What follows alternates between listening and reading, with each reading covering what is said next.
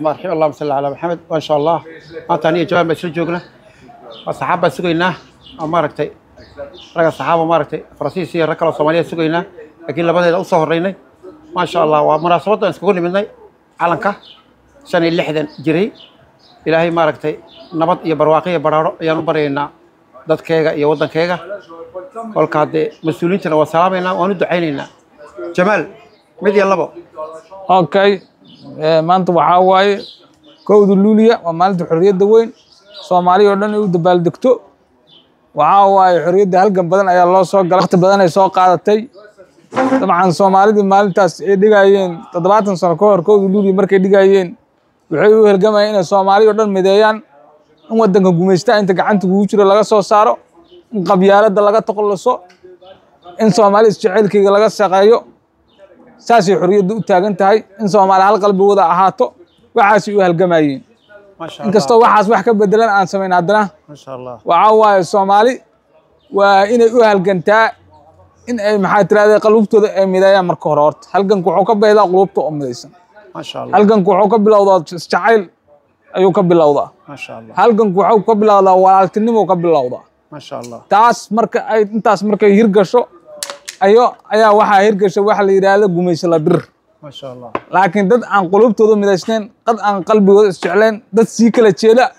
gumeysho lama dirir karaan dad isu soo jeeda gumeysho la dirira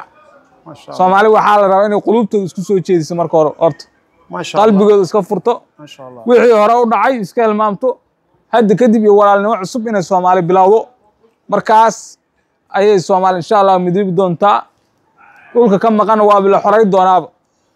ما شاء الله dhulka ka maqan ba Soomaali waa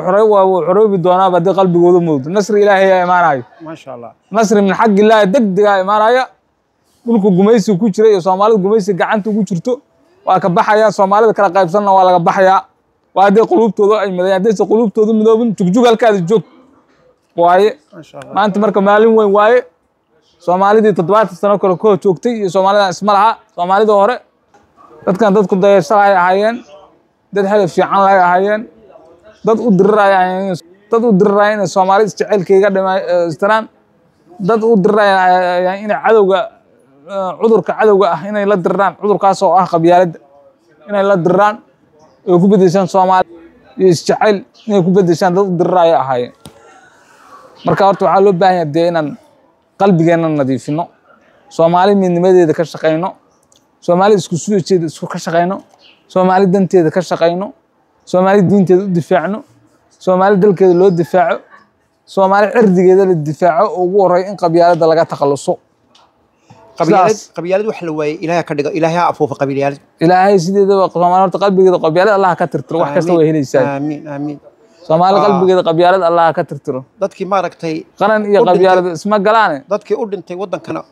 u duceey qabyaaladu waa wax daran qabyaalista janna ma gala jannada ilaahay xataa ma gala cibaadadiisa xataa lama aqbal qabyaaladiista ma sha Allah kaasi wuxuu ahaa Jamaal aniguna waxaan ku darayaa madax meel ka sareeyo ma jirto madaxweyne Xasan Sheekh Maxamuud Soomaali meel gaarsii qoriga hal isku dhiibo ilaahay waxaan ku bareynaa dariiq fiican inaad kaga tagtid magac iyo sharaf inaad kaga tagtid ilaahayna kula qabto ta kale maartay ra'iisul wasaaraha salaameena ta kale wasiir ku-xigeenka amniga xagaabaan salaameena dadkaas la shaqeyno oo gaar waxaan u salaabayaa inka maaragtay ganacsatada sahal waxaan u salaamayaa danjiraha Salaad Cali Jeele oo wali yahay sarag oo muddo dheer 2022 down wala caawinayno kolkaas Soomaali oo dhan baan u duceynayaa ciyaalada youtuberada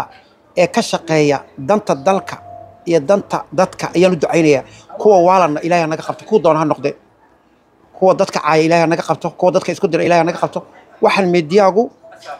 dad ba maaragta adduunka ganacsatada ugu waaweyn meediyaga laga shaqeeyaa inaku halka xun baan ka baranay ilaahay xumaan ha naga afuufo wadanadeena ha joognana ilaahay nagu ilaaliyo awlaadaha ha noo aflixiyo dumarka ha noo ilaaliyo arsaaqadeeda ha barakeeyo Soomaaliyana nabad oo mid kaliya ilaahay ka dhigo maamul goboleedadana maaragtay waxaan ka codsanaynaa Xasan Sheekh Maxamuud magacan bariisaanku waa kaliga laakiin intaad joogtid maamul goboleedadan tiitar kale u bixi